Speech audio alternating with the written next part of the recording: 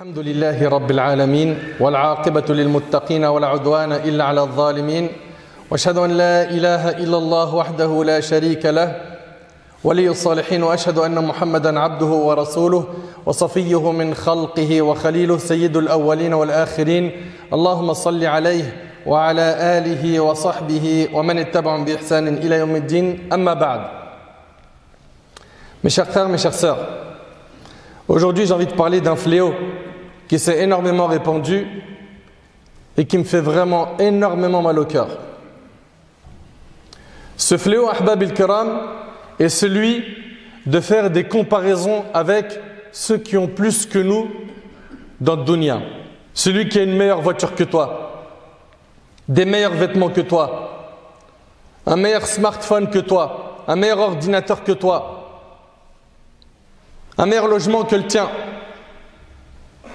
Aujourd'hui, on va cibler, Inch'Allah, ce problème, qui est le fait de se comparer à ceux qui ont plus que nous dans la dunya. Et on va voir que notre religion nous appelle à faire l'inverse, à regarder ceux qui sont en dessous de nous, et non regarder ceux qui sont au-dessus de nous. Ahbab al-Kiram, Al-Qur'an, c'est le guide du musulman. Et dans le Coran, il y a énormément de leçons pour les doués d'intelligence, pour ceux qui méditent et qui réfléchissent. Allah tabaraka wa ta'ala nous dit لَقَدْ كَانَ فِي قَصَصِهِمْ عِبْرَةٌ لِأُولِي الْأَلْبَابِ. Dans leur récit, il y a certes une leçon pour les gens doués d'intelligence. Ce n'est point là un récit fabriqué. C'est au contraire la confirmation de ce qui existait déjà avant lui. Un exposé détaillé de toutes choses, un guide et une miséricorde pour des gens qui croient. Et parmi les histoires qu'Allah tabaraka wa ta'ala mentionne dans le Coran, il y a l'histoire de Qarun, que l'on trouve dans Sourate Al-Qasas, la sourate 28. Dans cette sourate, Allah tabaraka wa ta'ala, il nous parle de cet homme qui a vécu à l'époque de Moussa alayhi salam et qui n'a pas su profiter de ce prophète, qui n'a pas profité de ses exhortations, qui a été un rebelle, un orgueilleux, qui a été quelqu'un qui s'est égaré, éloigné du chemin d'Allah tabarak wa ta'ala. Inna Qaruna kana min qawmi Musa fabagha alayhim wa ataynahu min al-kunuz ma inna mafatihahu latanu bil usbati ulil quwwa. En vérité, Qarun était du peuple de Moussa, mais il était empli de violence envers eux. Et Allah tabarak wa ta'ala, il nous dit que Qarun, c'était quelqu'un qui était très riche. C'était quelqu'un qui était vraiment très riche. Allah tabarak wa ta'ala, il dit, nous lui avions donné de trésors dont les clés de ces trésors pesaient lourd à toute une bande de gens forts. Il est dit qu'il fallait environ une 60aine de mules juste pour porter les clés de ces trésors. Je ne sais pas si on réalise à quel point c'était quelqu'un de riche. Nous lui avons donné de trésors dont les clés pesaient lourd à toute une bande de gens forts. Son peuple lui a dit, ne te réjouis point, car Allah n'aime pas les arrogants. Un jour, Qarun a voulu impressionner son peuple. Vous savez qu'est-ce qu'il a fait? Il a sorti toute sa richesse pour l'étaler devant les gens. Un cortège impressionnant de toute sa richesse, avec des vêtements luxueux. Tout ça pourquoi? Pour étaler sa richesse. Et malheureusement, jusqu'à maintenant, on a énormément de gens qui sont riches, qui ressentent le besoin de montrer leur richesse à autrui. Et vous pouvez le confirmer aujourd'hui à l'ère des réseaux sociaux. Vous n'avez qu'à jeter un œil sur Instagram, TikTok, sur Snap, où toute la journée les gens étalent leur richesse. Ils s'en vantent. Ils ressentent le besoin d'exposer leur richesse. À l'époque, il n'y avait pas les réseaux sociaux. Qarun, il a sorti un cortège, toute sa richesse devant les gens. Et bien évidemment, ça a rendu envieux certains. Certains l'ont envié. Certains ont dit, oh, qu'est-ce qu'on aurait aimé nous aussi avoir comme lui. Comme on le voit aujourd'hui. L'histoire se répète. Un tel qui a sorti le dernier Lamborghini, ou l'autre le dernier Ferrari, ou l'autre la dernière moto. Et ils sont là en train de baver sur leur smartphone. Regarde, waouh, ah, il est bien lui, il vit, il est riche.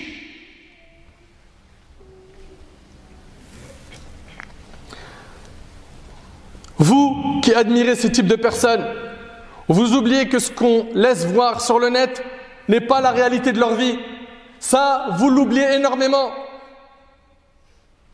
Ils vous montrent qu'une partie de leur vie.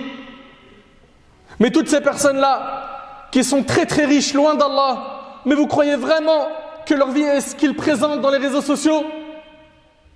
C'est des vies ténébreuses, pleines de tristesse et d'angoisse et de déception.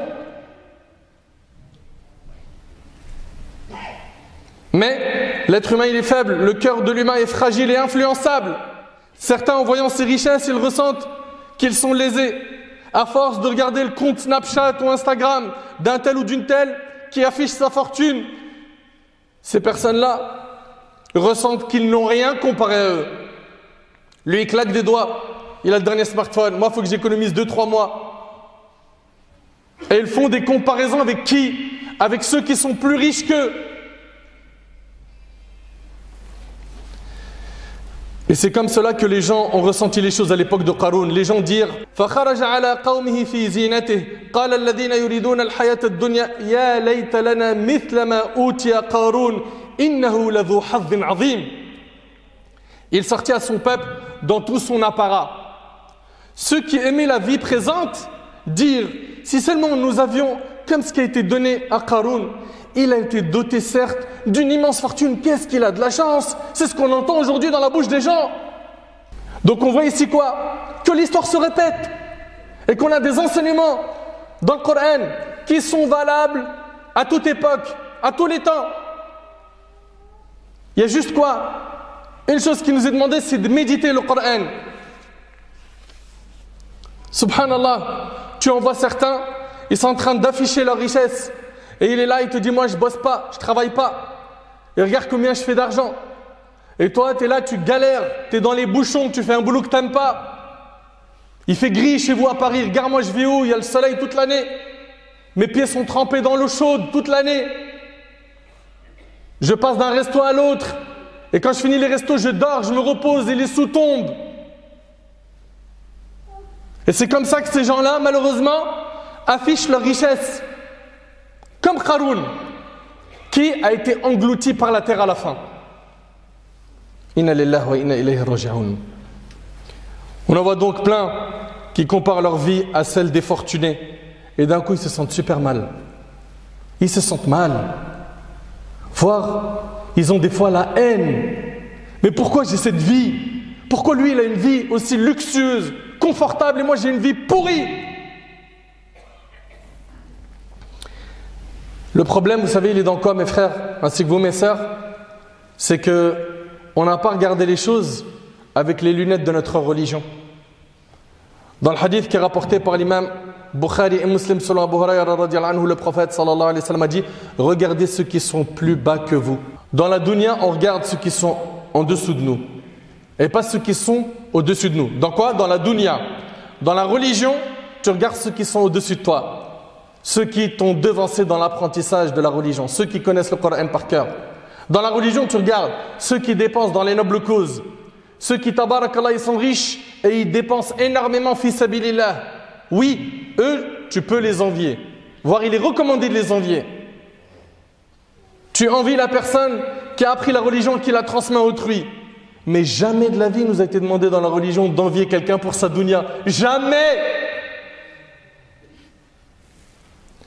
Regardez ceux qui sont plus bas que vous et ne regardez pas ceux qui sont plus hauts. Cela est plus à même de vous éviter de sous-estimer le bienfait d'Allah à votre égard.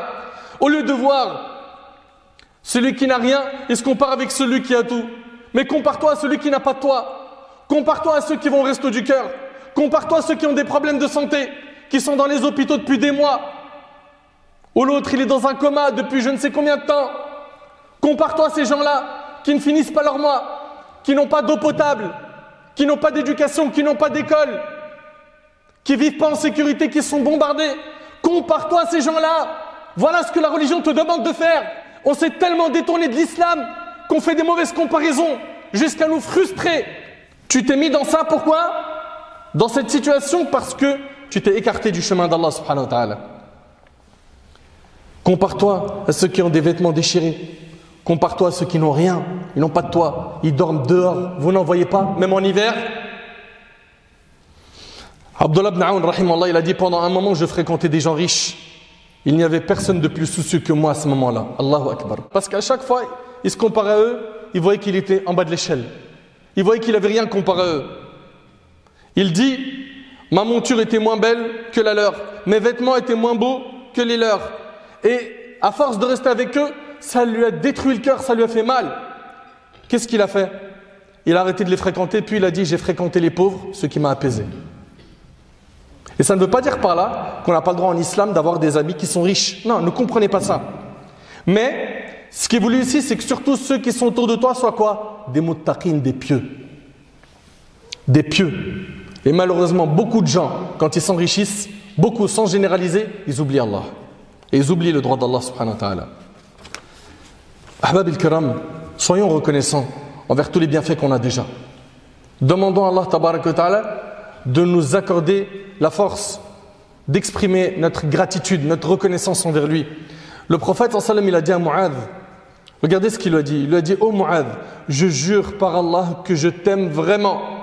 Ensuite, il lui a dit, oh Mu'adh, ne délaisse pas le fait de dire à la fin de chaque prière, Allahumma a'inni ala dhikrika wa shukrika wa husni ibadatik.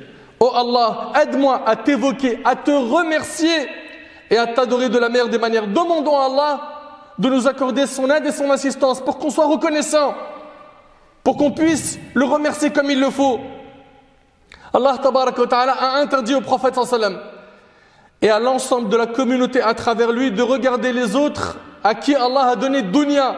Allah tabaraka wa ta'ala dans le Coran il a dit وَلَا تَمُدَّنَّ عَيْنَيْكَ إِلَى مَا مَتَّعْنَا بِهِ أَزْوَاجًا مِّنْهُمْ زَهْرَةَ الْحَيَاةِ الدُّنْيَا لِنَفْتِنَهُمْ فِيهِ وَرِزْقُ رَبِّكَ خَيْرٌ وَأَبْقَى.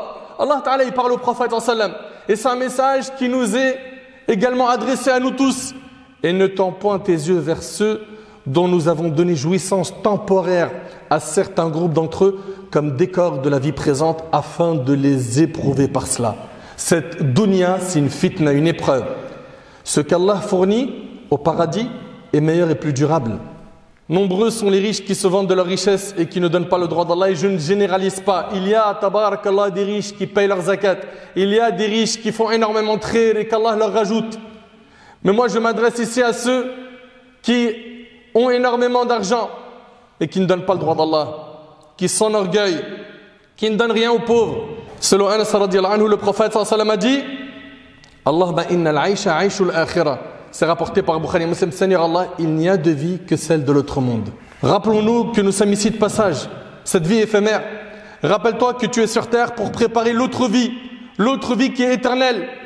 Concernant l'histoire de Qarun, qui est intervenu pour raisonner les gens qui étaient séduits par le luxe et le confort dans lequel il était? Les gens de science. وَقَالَ الَّذِينَ أُوتُوا الْعِلْمَ وَيْلَكُمْ ثَوَابُ اللَّهِ خَيْرٌ ثواب الله خير لمن آمن وعمل صالحا ولا يلقاها إلا الصابرون. Tandis que ceux auxquels le savoir a été donné dirent malheur à vous. Ils ont dit à ceux qui étaient en train de baver devant sa richesse, malheur à vous. La récompense d'Allah est meilleure pour celui qui croit et fait le bien, mais elle ne sera reçue que par ceux qui endurent. Ce sont les gens de science, les gens de la piété qui ont ce devoir de quoi? De rappeler à ceux qui se détournent de l'au-delà qu'ils sont dans l'erreur, qu'ils ont pris un mauvais chemin, que ce bas monde est voué à disparaître. Mes frères et sœurs, il y a une grande différence entre celui qui désire l'au-delà et celui qui désire que ce bas monde. Allah tabarak wa ta'ala il dit Man kana yuridu al-ajila ajjalna lahu fiha ma nasha'u liman yurid thumma ja'alna lahu jahannama yaslaha madhmuman madhura. Al-aya. Quiconque désire la vie immédiate. C'est-à-dire quoi la vie immédiate? C'est-à-dire son seul souci dans sa vie, c'est uniquement cette dunya, il veut rien d'autre. Il a tout misé sur ce bas monde, l'ici-bas. Quiconque désire la vie immédiate, nous nous hâtons de donner ce que nous voulons. Finalement, Allah tabarak wa ta'ala, il te donnera rapidement ce qu'il veut. Nous nous hâtons de donner ce que nous voulons à qui nous voulons. Puis nous lui assignons l'enfer où il brûlera méprisé et repoussé. Qu'Allah nous en préserve. Allah Azza wa Jalla nous dit également Man kana yuridu harfa al-akhirah nazid lahu fi harfih. Quiconque désire labourer le champ de la vie future, nous augmenterons pour lui son labour. Quiconque désire labourer le champ de la vie future, nous augmenterons pour lui son labour. وَمَنْ كَانَ يُرِيدُ حَرْثَ الدُّنْيَا نُؤْتِهِ مِنْهَا وَمَا لَهُ فِي الْآخِرَةِ مِنْ نَصِيبٍ. Quiconque désire labourer le champ de la vie présente, nous lui en accorderons de ses jouissances, mais il n'aura pas de part dans l'au-delà. Frères, mes sœurs, les croyants ne font pas de ce bas monde leur principal objectif. Les croyants ne se concurrencent pas, ils ne se rivalisent pas avec les gens de ce bas monde. Ils leur laissent ce bas monde parce qu'ils savent que ce bas monde auprès d'Allah, il ne vaut pas l'aile d'un moustique. Allahu Akbar. Méditez, barakallahu fikum. Allah tabarak wa ta'ala, il nous dit concernant cette vie, وَمَا الْحَيَاةُ الدُّنْيَا إِلَّا مَتَاعُ الْغُرُورِ. Et la vie présente n'est que jouissance trompeuse. Il nous dit également Azza wa Jal, وَمَا هَذِهِ الْحَيَاةُ الدُّنْيَا إِلَّا لَهْوٌ وَلَعِبٌ وَإِنَّ الدَّارَ الْآخِرَةَ لَهِيَ الْحَيَوَانُ لَوْ كَانُوا يَعْلَمُونَ. Cette vie d'ici-bas n'est qu'amusement et jeu. La demeure de l'au-delà est assurément la vraie vie, s'ils savaient. Si seulement on savait que la vraie vie, c'est pas celle-là, on aurait mis toute notre énergie à adorer Allah, à nous réformer, à nous détacher des péchés, à arrêter d'être scotchés à nos smartphones, à avoir des mauvais exemples, des mauvais modèles, à absorber des tonnes de péchés via ces smartphones et ces écrans que l'on a aujourd'hui. La vraie vie est celle du paradis, une vie éternelle, une vie sans souci, sans angoisse, une vie où on est heureux pour l'éternité. Qu'Allah subhanahu wa ta'ala nous accorde le Jannah. Une vie sans problème. Mais le paradis, il est pour qui? وَالْآخِرَةُ عِنْدَ رَبِّكَ لِلْمُتَّقِينَ. L'au-delà auprès de ton Seigneur et pour les pieux. L'au-delà auprès de ton Seigneur et pour les pieux. Ali ibn Abi Talib radiyallahu ta'ala anhu a dit, et c'est avec ça que je termine, la vie présente s'en est allée en tournant le dos. Et l'au-delà s'en est allé pour nous rencontrer. Et chacun d'entre eux possède ses enfants.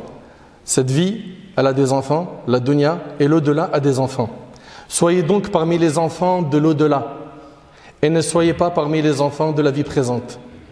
Car aujourd'hui on œuvre sans qu'on soit jugé et demain sera le moment d'être jugé sans pouvoir œuvrer. J'implore Allah subhanahu wa ta'ala de m'accorder ainsi qu'à vous une bonne compréhension de notre religion. J'implore Allah tabarak wa ta'ala de faire de nous des gens reconnaissants, de faire de nous des gens pieux. J'implore Allah tabarak wa ta'ala de nous pardonner nos manquements, de nous accorder une bonne fin. J'implore Allah subhanahu wa ta'ala de nous guider vers la droiture jusqu'à notre dernier souffle.